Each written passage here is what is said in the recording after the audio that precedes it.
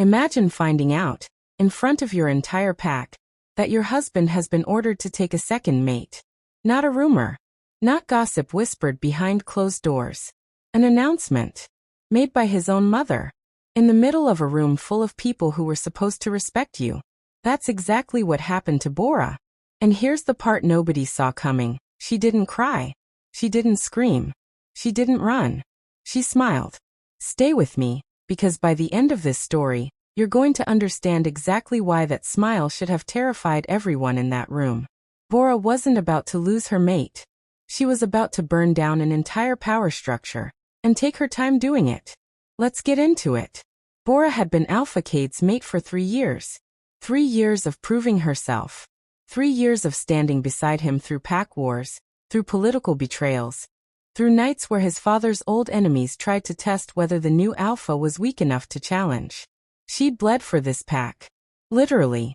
So when AlphaKing's mother, Lunacera, the woman who technically held no power anymore but acted like she still ran the entire kingdom, stood up during the Founders' Feast and announced that Kade would be taking a second mate for the good of the bloodline, Bora didn't even flinch. Everyone else did. Gasps. Whispers. A few pack members actually got up and left the table, too uncomfortable to watch what they assumed was about to be a public breakdown. Kade himself looked like someone had knocked the air out of him. He turned to his mother, jaw tight, and said one sentence that made the whole room go dead silent. I did not agree to this. But Lunacera didn't even look at her son. She looked at Bora. And she said the words that would define everything that came after. Bora cannot give this pack an heir who carries the full moon mark. We need a mate who can. Bora had lost a child 2 years earlier. Everyone in that room knew it. Using it against her in public in front of hundreds of people. That wasn't a political move. That was a declaration of war. And here's where it gets interesting, because what Lunacera didn't know, what almost nobody in that room knew, was that Bora had spent the last 6 months quietly building something. You're going to want to know what that something was. Because it changes everything about who actually held the power in that room. Her name was Nessa. 19 years old, from a minor pack 2 territories over, handpicked by Lunacera specifically because she was young, moldable, and according to the pack elders who tested her, carried the rare full moon bloodline marker that Bora didn't have. Nessa didn't want this either. That's the detail people forget. When she arrived at the pack house 3 days later, escorted by Lunacera's personal guard like a prize being delivered, she looked terrified. Not smug. Not victorious. Terrified. Bora noticed that immediately. While the rest of the pack expected a confrontation. Expected the 2 women to be thrown into some kind of vicious rivalry the way Lunacera clearly wanted. Bora did something nobody predicted. She found Nessa alone in the East Wing that night and asked her one question. Did you want any of this? Nessa broke down crying. She admitted she'd been threatened. Her family's territory rights would be stripped if she refused the arrangement. She wasn't a rival. She was collateral damage in someone else's power play. And that's the moment the story stops being a love triangle and starts being something much bigger. Because Bora didn't see an enemy in front of her anymore. She saw evidence.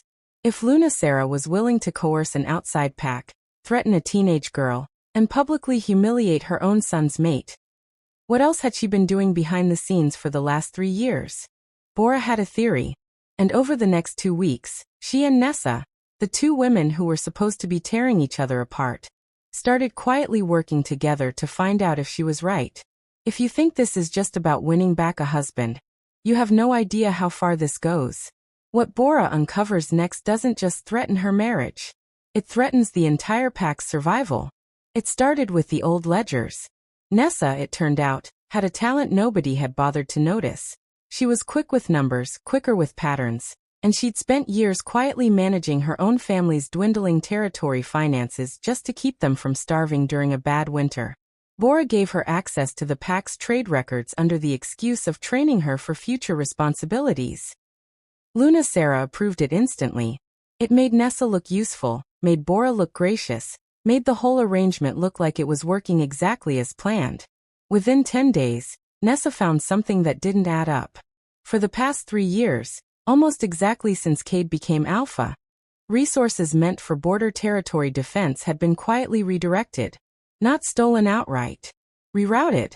Small enough each time that nobody would flag it. But consistent enough that, added up, it came to enough silver and enough manpower to arm a small private force. Bora's stomach dropped when she saw where the trail led. Not to an enemy pack. Not to a rival Alpha. To Lunacera's brother, Kade's uncle. A man who had been exiled from pack leadership 15 years earlier after losing a challenge to Kade's father.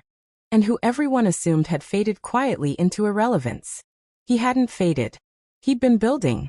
And Lunacera's sudden obsession with securing a purebred heir wasn't about tradition or bloodlines at all. It was about control. If Bora's children didn't carry the full moon mark, pack law gave the elders grounds to challenge succession entirely, opening the door for a more suitable bloodline to take the alpha seat. A bloodline that conveniently traced back to Lunacera's exiled brother. This wasn't a mother meddling in her son's marriage. This was a coup being built one quiet decision at a time. And Kade's own mother was the architect.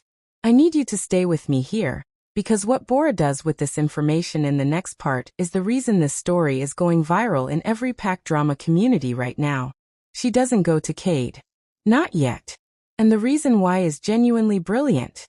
Here's what most people would do in Bora's position. Run straight to their husband, show him the evidence, expose his mother immediately. Bora didn't do that. And it's the smartest decision she makes in this entire story. Because if she went to Kade with unfinished evidence, Lunacera would simply claim it was fabricated. A desperate, jealous mate trying to sabotage the SecondMate arrangement to save her marriage. Kade loved his mother. He'd want to believe her. The evidence needed to be undeniable. So Bora and Nessa built the trap together. They let Lunacera believe the plan was working. Bora played the part of a quietly defeated first mate, gracefully stepping back. Nessa played the eager, grateful second mate, thrilled for the opportunity. Lunacera, convinced she'd won, got comfortable. And comfortable people make mistakes. 3 weeks later, Lunacera's exiled brother requested a private audience with her inside the pack house. Not realizing that Nessa, in her new role managing household logistics, had quietly arranged for that particular meeting room to be the one adjacent to the study where pack council recordings were archived. Every word was documented. The exiled brother didn't just discuss politics. He got greedy. He asked Lunacera directly when the heir problem would be resolved enough to move forward with challenging succession. And Lunacera answered. She confirmed everything. The redirected resources. The plan to discredit Bora's bloodline. The timeline for her brother's return to power. Bora had her.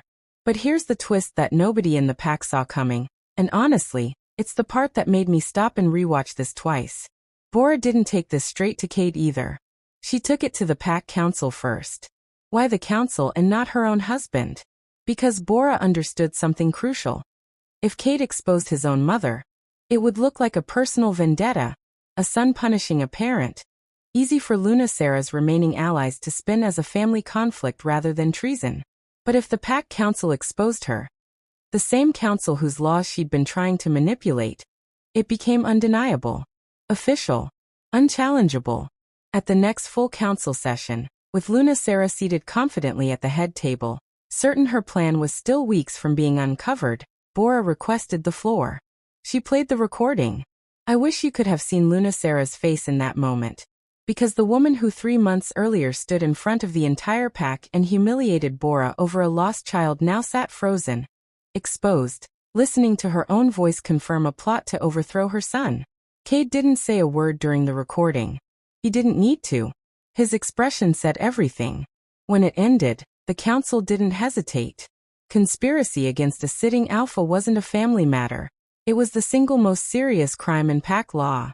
Lunacera was stripped of every remaining title, every privilege, and exiled from the territory before the sun set that same day. Her brother was hunted down within the week. And Nessa? The girl who was supposed to be Bora's rival, the second mate forced into a role she never wanted. Kade personally released her from the mate arrangement entirely, restored her family's territory rights himself, and publicly credited her as the reason the conspiracy was uncovered. Bora didn't lose her mate. She didn't lose her pack.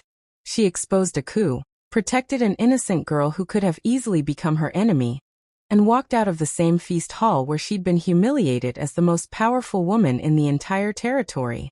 So here's what I keep thinking about with this story. Bora had every reason to hate Nessa, every reason to see her as a threat, a rival, someone to destroy to save her marriage. Instead, she asked one question. Did you want this? And that single moment of empathy is what ended up saving her entire pack. If she'd reacted with jealousy instead of curiosity, Luna Sarah's coup might have actually worked. Now I want to know what you think, because this comment section always ends up more interesting than the story itself. Do you think Kade should have punished his mother more severely than exile? And be honest, if you were in Bora's position, the moment that second mate walked through the door, would you have reacted with rage? Or would you have done what Bora did, and looked for the real enemy first? Drop your answer below. I read every single one of them, and I want to see who actually understood what Bora was doing before the reveal. If this story had you hooked, you know what to do. Like it, subscribe, and I'll see you in the next one.